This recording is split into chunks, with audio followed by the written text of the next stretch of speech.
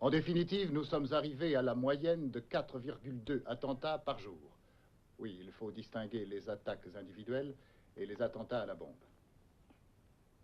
Comme toujours, les termes du problème sont primo, l'adversaire, secondo, les moyens de le détruire. Il y a près de 400 000 Arabes à Alger. Sont-ils tous nos ennemis? Nous savons bien que non. Nous disons qu'il y a une minorité qui s'impose par la terreur et la violence. Nous devons agir sur cette minorité dans le but de l'isoler et de la détruire. L'ennemi est rusé et dangereux. C'est un adversaire qui se déplace en surface et en profondeur, avec des méthodes révolutionnaires bien éprouvées et une tactique originale. Allez-y, Martin. C'est un ennemi anonyme, méconnaissable, mélangé à des centaines d'autres. Il est présent partout, dans les cafés, dans les ruelles de la Casbah ou dans les rues de la ville européenne, dans les magasins, sur les lieux de travail. Ça, ce sont des prises de vue effectuées par la police. Les caméras étaient dissimulées aux issues de la Casbah. La police a pensé que ces films pouvaient être utiles. Et en effet, ils sont utiles, pour démontrer l'inutilité de certaines méthodes, ou du moins, leur désavantage.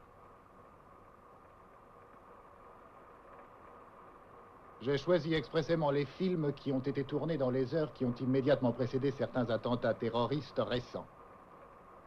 Et alors, parmi tous ces hommes, toutes ces femmes arabes, se trouvent les responsables. Mais quels sont-ils?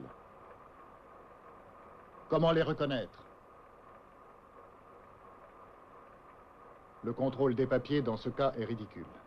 S'il y en a un qui les a en règle, c'est précisément le terroriste. Notez bien l'intuition de l'opérateur. Il a deviné que dans cette caisse, il y avait quelque chose d'important. Et il nous en montre tous les détails. Et dire que dans le double fond, il y avait peut-être la bombe, cachée. Mais nous ne le saurons jamais. Ça va comme ça, Martin. Nous devons recommencer à zéro. Les seuls renseignements que nous ayons concernent la structure de l'organisation.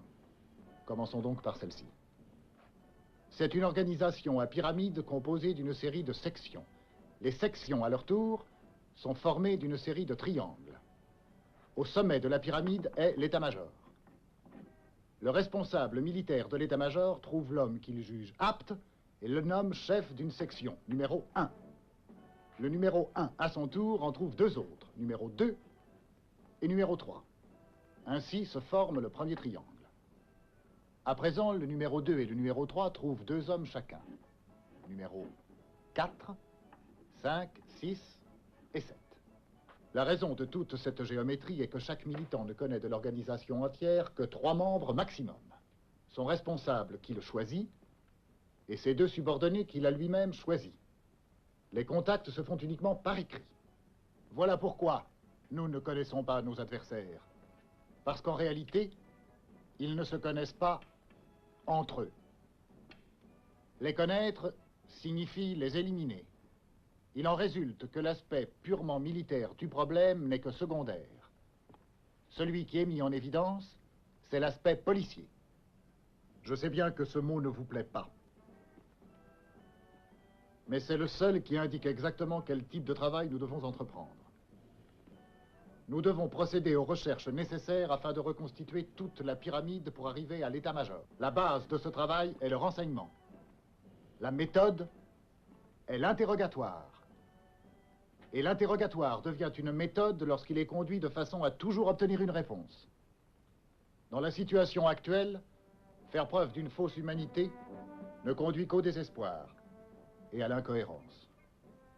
Je suis certain que toutes nos unités comprendront et réagiront en conséquence. Malheureusement, cela ne dépend pas seulement de nous. Nous devons avoir la ville à notre disposition, la passer au crible et interroger tous ses habitants.